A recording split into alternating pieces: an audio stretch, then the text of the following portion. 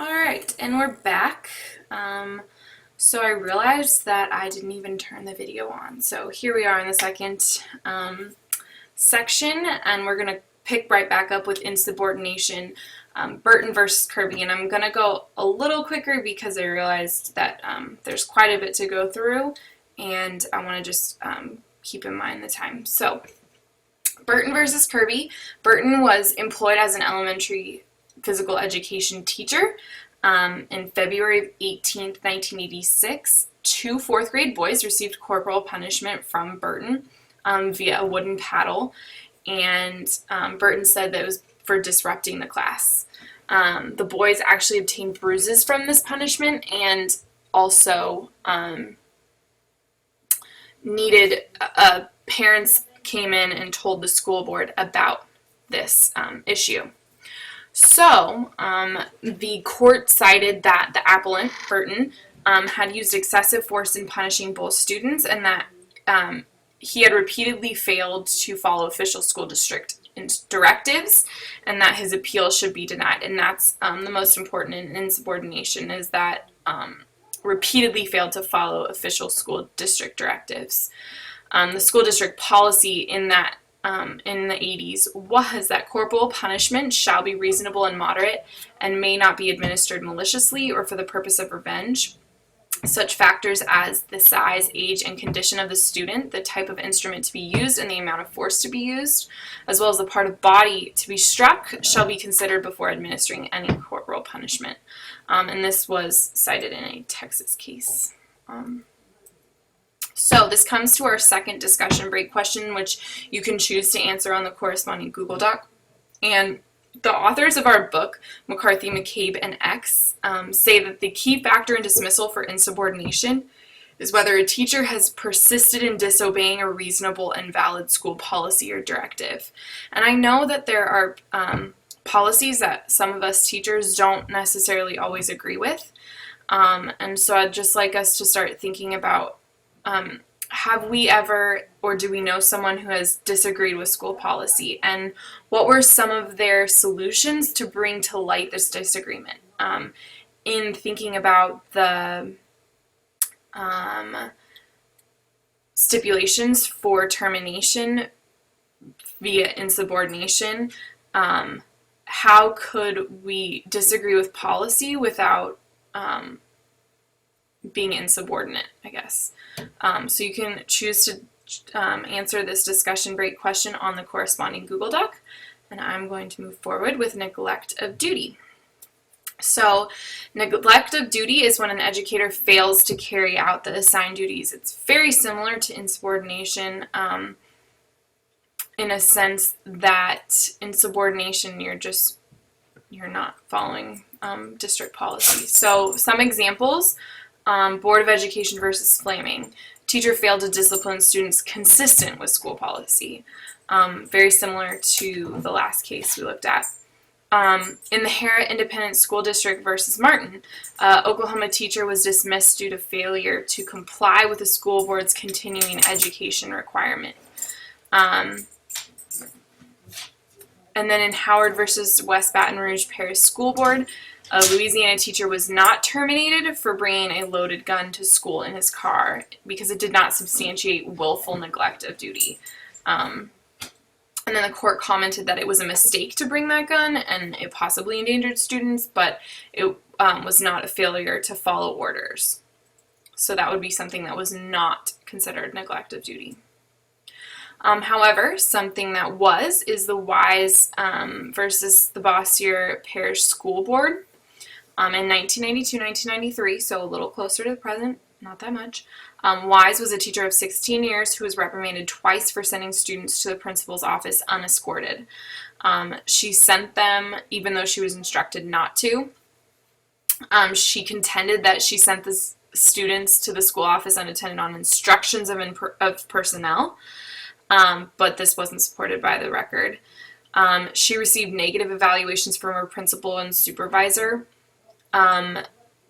Even though she was given professional assistant plans to address her educational deficiencies, she failed to implement the plans. And And then there was contention that her failure to conference with the supervisors was due to a conflict in personalities.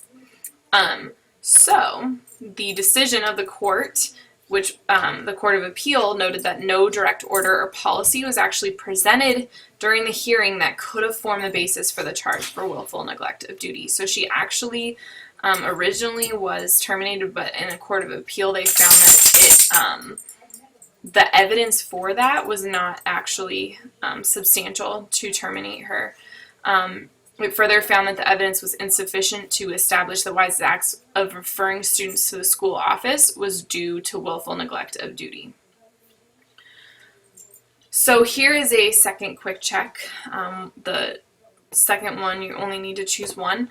But as I mentioned earlier, insubordination and neglect of duty, there's a little bit of an overlap between the two. So what would you cite as a major difference between them? So I'd like you to answer that on the corresponding Google Doc. And we will move on to the last three, unprofessional conduct, as well as other good and just cause and reductions in force. So unprofessional conduct, activities both inside and outside of the school can be used to substantiate claims. So again, going back to our first question of lifestyle, where do we draw the line? But it's defined as actions directly related to fitness of educators to perform in their professional capacity. So some of those examples, in Nebraska, a teacher smacked a student on the head hard enough to make that student cry, unprofessional conduct. In Arizona, a teacher permitted students to kick or hit each other for violations of classroom rules, unprofessional conduct. In Tennessee, engaging in an inappropriate relationship with a female student, unprofessional conduct. And then in Florida, losing complete control of the classroom was also cited as unprofessional conduct. The other category is other good and just cause, and this is a very vague and broad category. It's basically used to address any other issue that is not specified under tenure, the first five that I talked about. So an example might be altering students' responses on state mandatory proficiency tests, or shoplifting, or a teacher had knowledge of her son and his high school friends drinking on a campsite on her property, and she failed to monitor the activities, and later that night 4 students died in a car accident while trying to get more beer. So these are all just under the vague and broad good and just cause. So we come to discussion break number 3. Again, you can choose 2 of the 4 discussion break questions and answer them on the corresponding Google Docs. So looking at the causes for dismissal listed under unprofessional conduct and other good and just cause, do you think that these could fit under any of the other causes for dismissal? Choose 1 or 2 to discuss further. So I have the list of the other causes for dismissal, as well as a list of the first 4 are considered unprofessional conduct, were unprofessional conduct examples, and the last 3 were the other good and just cause. So pick 1 or 2 of them and just discuss why, which other cause they could be listed under, and why do you think they weren't listed under that cause? Because that's a question I've been having too while I've been reading. So answer on the corresponding Google Doc, and we will be moving forward. So the last dismissal for cause discussed in this chapter was reductions in force, RIF. And this could be due to declining enrollment, financial exigency, and school district consolidation. The employee actually shoulders the burden of proof in these situations, whereas in the last situations, it fell on the school district and the administration to burden the proof of why that teacher should be terminated because they're under tenure. In this case, the employee shoulders the burden of proof. So those are the reasons, and they just briefly talked about it's usually based on seniority, licensure, and merit rating systems were the main ones. So here's discussion break question number 4. So sometimes schools must reduce their employee numbers in order to maintain a school's financial stability. What would your suggestion be on how school boards should dismiss teachers due to reduction in force? Do you agree with seniority? Should schools only look at merit rating systems? Is there another way to let go of teachers? Because sometimes it has to happen. We know in LAUSD it has to happen. So what are some other ways to do this?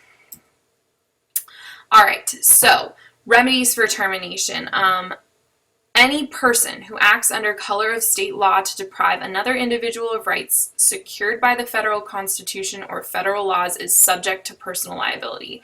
And this is an amendment that was originally written in 1871 to prevent discrimination against African Americans, and it's actually now being used in these cases to fight termination.